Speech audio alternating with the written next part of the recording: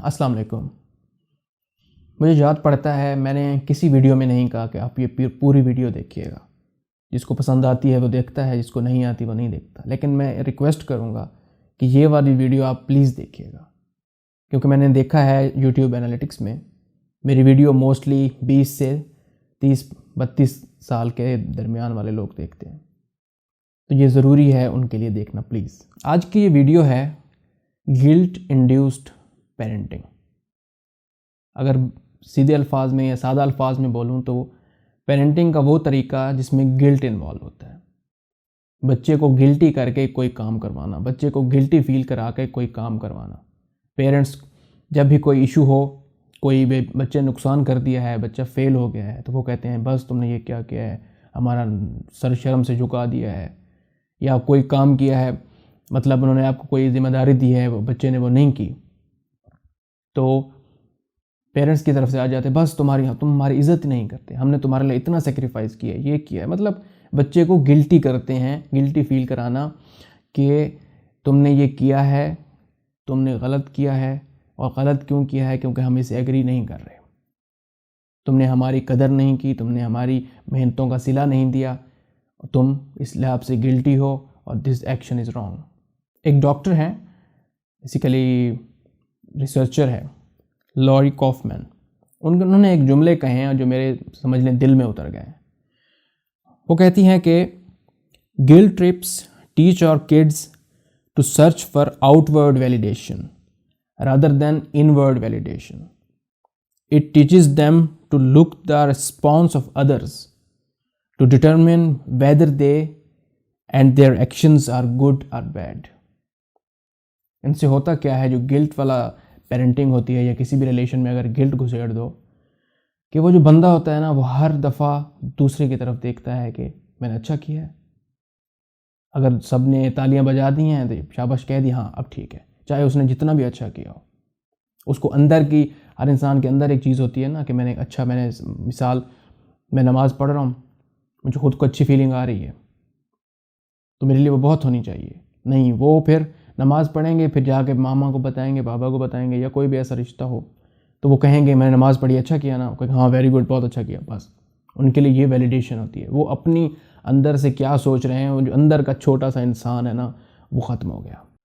Washington university इन Saint Louis में कुछ researchers ने रिसर्च की और वो इस नतीजे पर पहुँचे कि काफ़ी हद तक ये कह सकते हैं कि दिमाग का एक हिस्सा होता है, उसे कहते हैं एंटीरियर इंसोला।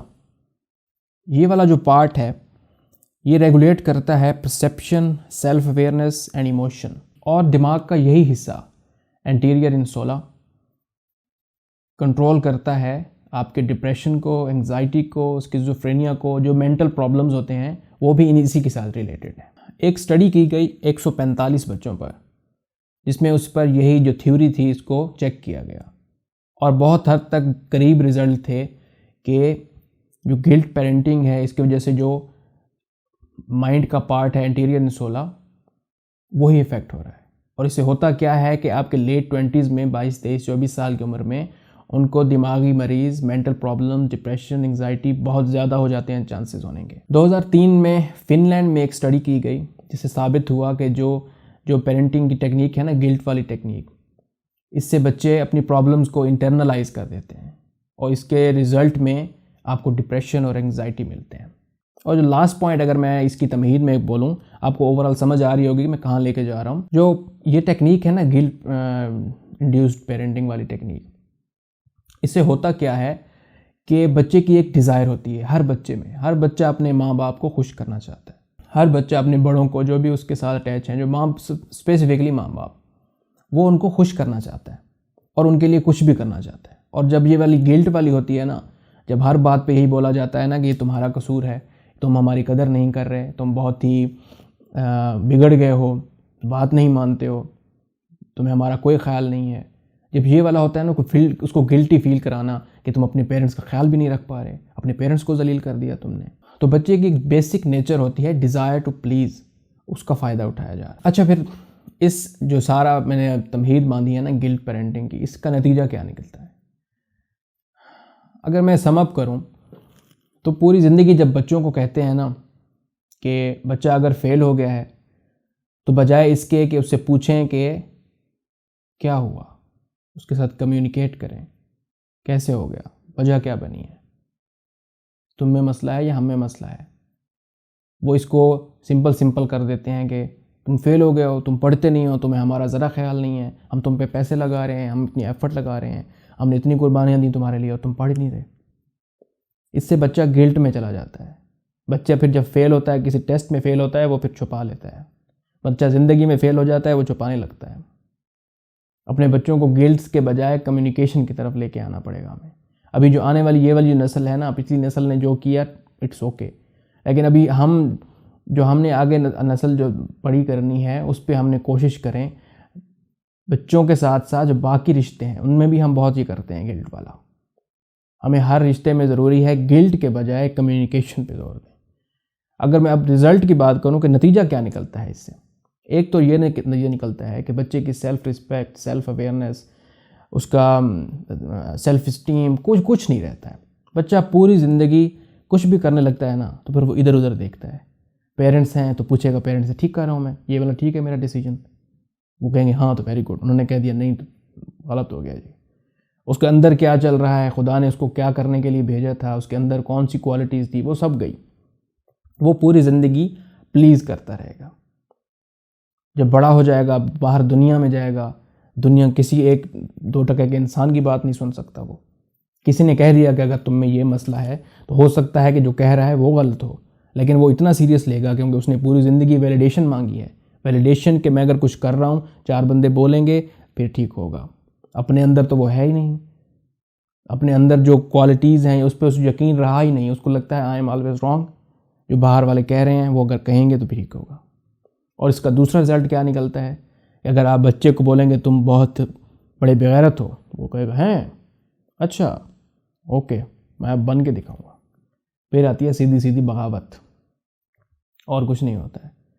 तो दोनों सिचुएशन ही वर्स्ट हैं। खुदा इन 2 सिचुएशंस किसी पे ना लाए।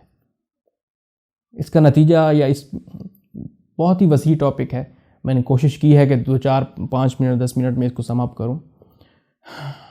इसका हल यही है, मुझे तो लगता है इसका सिर्फ एक ही हल है, कम्युनिकेशन। कोई भी मसला है आपको कम्युनिकेट करना पड़ेगा। बाजू मतलब पेरेंट्स का ब्रॉटअप कैसे हुआ उनको भी ज़ाहिर है नहीं पता है। हर किसी के डिफेंस में, किसी के अगेंस्ट नहीं बात कर रहा हूँ मैं कह रहा हूँ अब से अपने माइंड में आपको पता होना चाहिए कि अगर आप ऐसे करेंगे तो उसके नतीजे क्या क्या निकलेंगे। अपने बच्चों के साथ कम्युनिकेट करने की ज़रूरत है, अपने रिलेशनशिप्स के साथ कम्युनिकेट करने की ज़रूरत है। सिर्फ कम्युनिकेशन ही ऐसा ज़रिया है जिससे आप अपने आप को भी मेंटल टॉर्चर से और मेंटल डिसऑर्डर से बचा सकते हैं और अपनी आने वाली नस्लों को भी। अगर बच्चे ने सपोज फेल हो गया है तो उससे पूछें कि आखिर फेल क्यों हो रहे हो, उसको समझने की कोशिश करें। बच्चे को शौक़ नहीं है फेल होने का। बच्चा अगर शरारत कर रहा है, बच्चा अगर मिसबिहेव कर रहा है तो कोई ना कोई उसके पीछे रीज़न होगा। खुदा ने उसको बहुत ही प्योर पैदा किया है। अगर वो ऐसा कर रहा है तो कोई ना कोई एक्सटर्नल इफेक्ट है जो उसकी इंटरनल ज़ात को इफ़ेक्ट कर रहा है। बजाय इससे कि आप उसको गिल्ट ट्रिप्स पे ले जाएं, उनको ये फील कराएं कि अगर हमने इतनी मेहनत की है तुम पे, इतनी फ़ीसें भर रहे हैं तुम्हारी, तुम फेल हो गए हो, या तुम्हारा इतना ख्याल है हम तुम्हारी इतनी तरबियत कर रहे हैं, तुम बहन भाइयों के साथ लड़ रहे हो, या तुम टीनेजर हो, तुमने स्कूल में चोरी कर ली है तो तुम्हें हमारी इज़्ज़त का ख्याल नहीं है। बच्चों के साथ ज़्यादा से ज़्यादा कम्युनिकेशन की ज़रूरत है। बच्चों को ना ही बड़े बड़े गेमों की ज़रूरत होती है, खिलौनों की ज़रूरत होती है, गाड़ियों की ज़रूरत होती है। बच्चों को सिर्फ आपके प्यार की और आपके साथ कम्युनिकेशन की ज़रूरत है। खुदा हम सबको एक अच्छा इंसान बनने की और कम्युनिकेट करने की तौफीक दे।